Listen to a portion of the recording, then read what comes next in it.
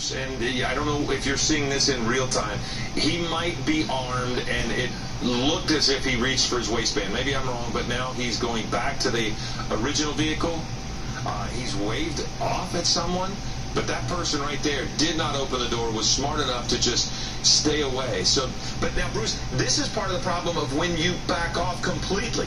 This person has shown that he will carjack someone. Just tried to do it again.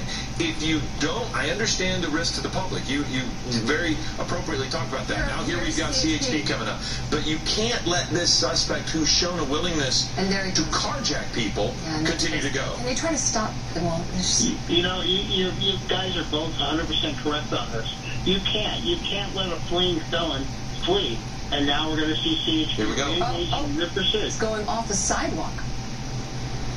And back into traffic. Can you see this, Bruce? Yeah. No, this guy is not going to go to jail very easily. And I hate to say that, but it's going to be ugly. And CHP is probably going to have to pit him in an area they don't really want to do it. But you've got to take this guy into jail.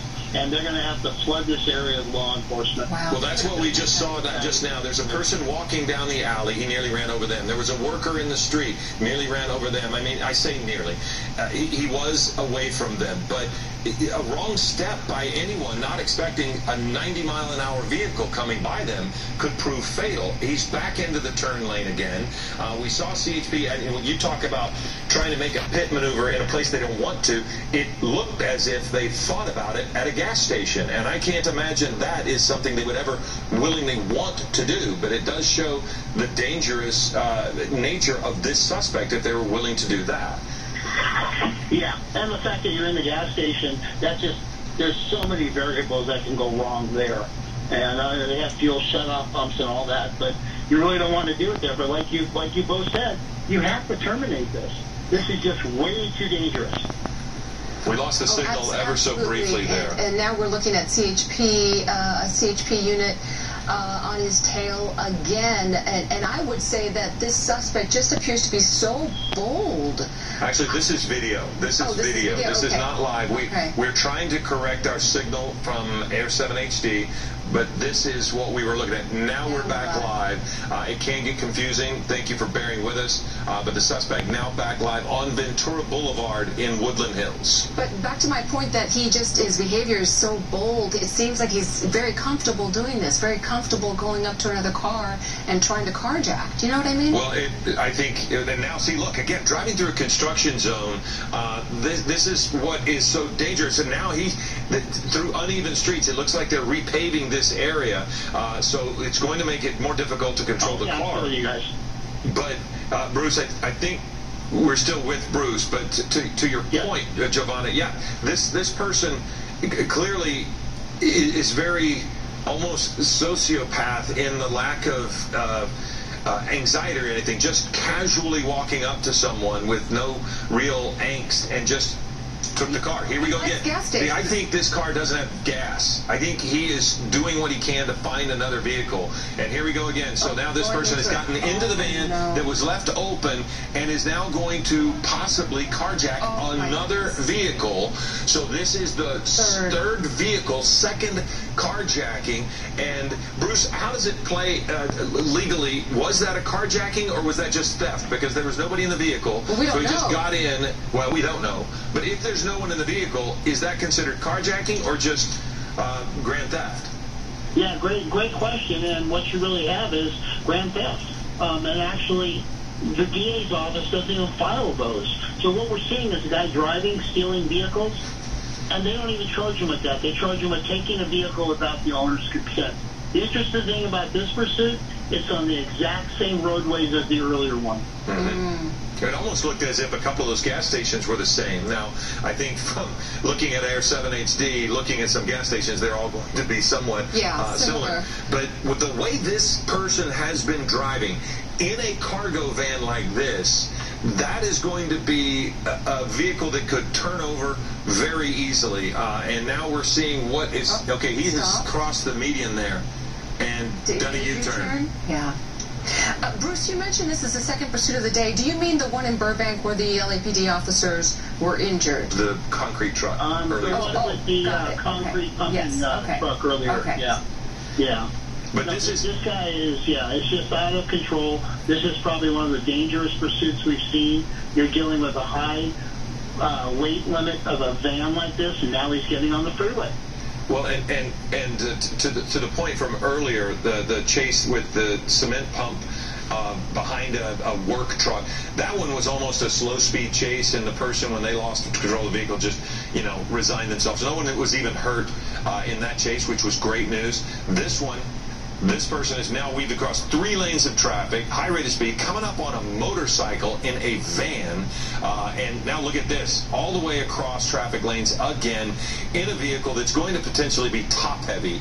And this person started out in a Dodge Caravan. Yep. That one was involved in an accident that hurt 2 LAPD officers and another driver that was just there. Yes. And then after that, they picked up that Dodge Caravan about 2 hours later, and that vehicle pulled into a gas station, stole a BMW, which apparently, from our look at it, maybe didn't have gas, because he almost immediately went looking for another vehicle, and that's how he got into this vehicle, which has shown aggressive driving again, willing to go over curbs and into traffic and just do anything to try to elude authorities.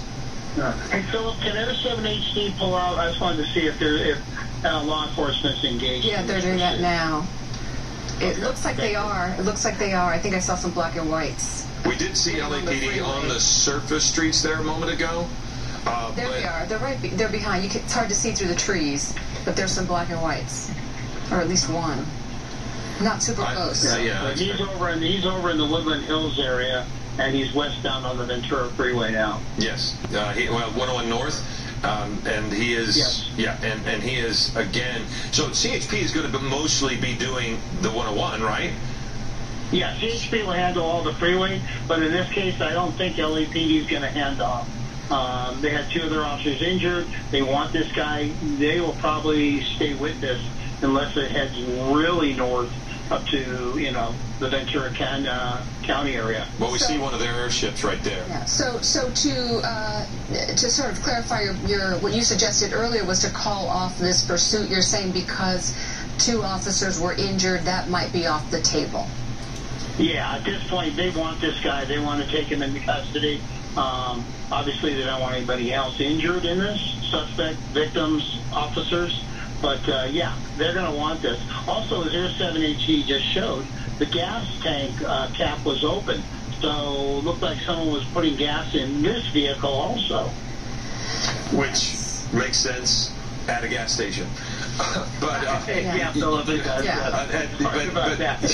it's also, clearly he has shown that he will do whatever he has to do to get another vehicle, even when one gets disabled. Because again, the spike strip that they threw down was perfect. It deflated both the front driver's side and rear driver's side tires and disabled it very quickly. So he was going to be there. It is. He was going to be in custody very quickly, except because they had been giving him room and kind of were in a surveillance mode, they weren't right on top of him when he pulled in that gas station, and that gave him the opportunity to get into that BMW. And Philip, you and I had the benefit of seeing what he looked like. They didn't. They were just following in their vehicle, so I don't know that they knew who they were looking for. Well, and you couldn't know who you were looking for necessarily because they were in more of a tracking mode and they were pulled back, and you don't know which car he's in. There were multiple cars under that overhang at the gas station. So when I say they didn't know which one he was, he physically couldn't be seen. No one could be seen because he was in the car, and he nearly ran over an officer as he was trying to escape that gas station. But here we go again, high rates of speed, but this time in a cargo van. And that's just so, they're passing on the shoulder here on the freeway, just incredibly dangerous. Yeah. And we don't know the condition of that particular cargo van. We don't know if it's, he's going 100 miles an hour. That is just reckless in a vehicle of this size. And also you've got a higher, I'm sorry, Johanna, you've got a higher profile vehicle with a van, so even if you're going to do a pit maneuver, you're doing it with a Ford Explorer or maybe a Chevy Tahoe like CHP has. Is that enough to put it and spin it under control, or are you going to flip it? And if you flip it, obviously that ends, but then they become into a barricade.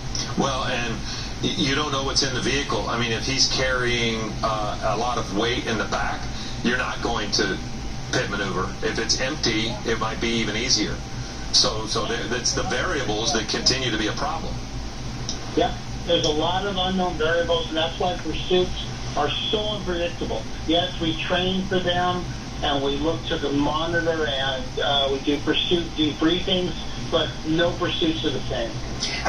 He just hit a car on the freeway. Yes, he sure did. At about 70 miles an hour, so that is going to be a shock for that person, and they'll be wondering what's going on. And this is not the BMW. I mean, that van is not going to be as maneuverable as the other one. And look, he's getting very close to those other vehicles. And Bruce, I just have a question. So the officers who came on the scene before he took this vehicle, this van, is one of the questions that they'd ask the driver, what was in your van? Like, what else would they want to know? What kind of information are they gathering? Great question. You want to gather as much information as you can. Where is the vehicle registered? Okay, what is in the vehicle? Like you said, how much gas was in the vehicle? You were filling up. Was it on empty? What kind of... And then they can go back and refill in the blanks. It's a cargo van. It's a Ford. It takes 22 gallons, and the guy said there was only a gallon in it. So this guy can only go for another 20 miles maybe. So, yeah, those are all important questions to ask. Well, we are in special coverage, breaking news coverage here on Eyewitness News. We've interrupted